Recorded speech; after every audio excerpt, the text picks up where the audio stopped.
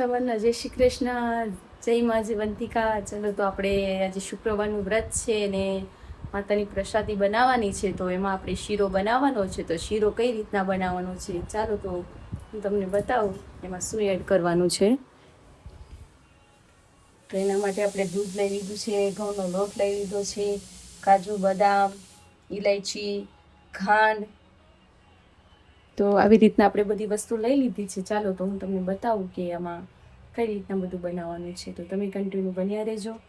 તો આપણે તપેલું મૂકી દીધું છે અને ઘઉંના લોટનો રવો શીરો બનાવવાનો છે, એટલે આપણે ઘીનું પ્રમાણ થોડું વધારે લેવાનું છે. ઘી જેટલું વધારે હશે એટલો શીરો સરસ બનશે. આપણે ઘી થોડું વધારે માત્રામાં લઈશું, તો આ પ્રમાણે મેં ઘી થોડું વધારે લઈ લીધું છે.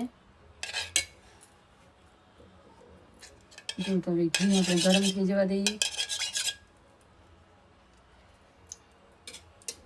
એમાં બધી વસ્તુ એડ કરવા માટે મેં તમને બતાવી દીધી છે શું શું વસ્તુની જરૂર પડે છે. તો ખાંડ લીધી છે અને કાજુ બદામ, ઇલાયચી, દ્રાક્ષ, ઘઉંનો લોટ અને દૂધ, આટલી વસ્તુ એમાં એડ કરવા માટે મેં લઈ લીધી છે. અને ગેસ એકદમ સ્લો રાખીશું.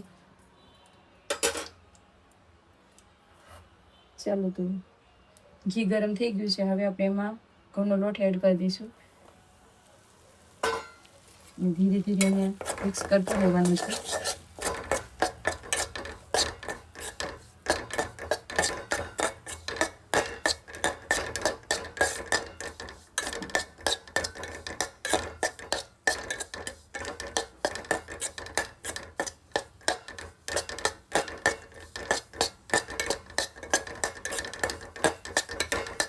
આ રીતે મિક્સ કરતા રહીએ ત્યાં સુધી તમે કન્ટિન્યુ બન્યા રહે.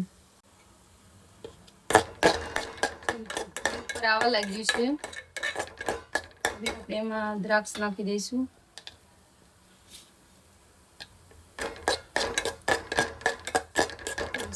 મિક્સ કરી લેવું.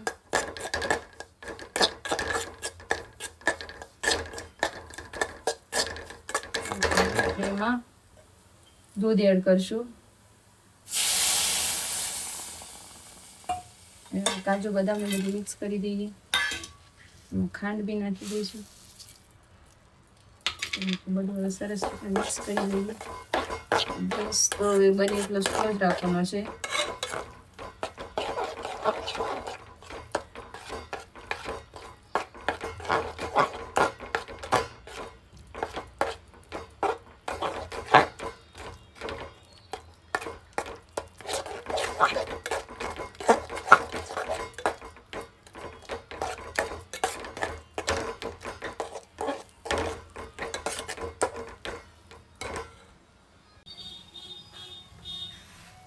તો આપણો શીરો બની ગયો છે.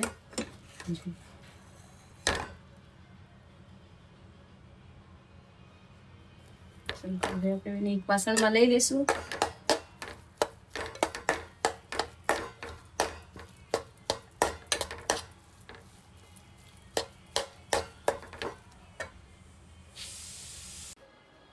પ્રસાદી માટેનો શીરો આપણો બની ગયો છે.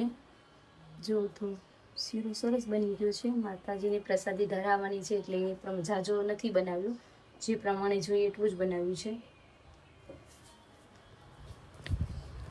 તો તમારે કંઈ જાણવું હોય તો કોમેન્ટ કરીને પૂછજો, તો હું કહીશ કે કઈ રીતના બધું હોય છે. માતાજીનો પ્રસાદીનો શીરો કઈ રીતના બનાવવાનો એ તો બધું મેં બનાવ્યું છે, એટલે તમે સ્ટેપ બાય પૂરો વિડીયો જોજો એટલે તમને ખબર પડી જાય. જો તમે અમારી ચેનલ પર નવા હોય તો વિડીયોને લાઇક, શેર, સબસ્ક્રાઈબ કરવાનું ભૂલતા નહીં અને એકબીજાને શેર જરૂરથી કરજો. ચલો તો હે મા જીવંતિકા, બાળકની રક્ષા માટે હોય છે માનું વ્રત. ચાલો બાય.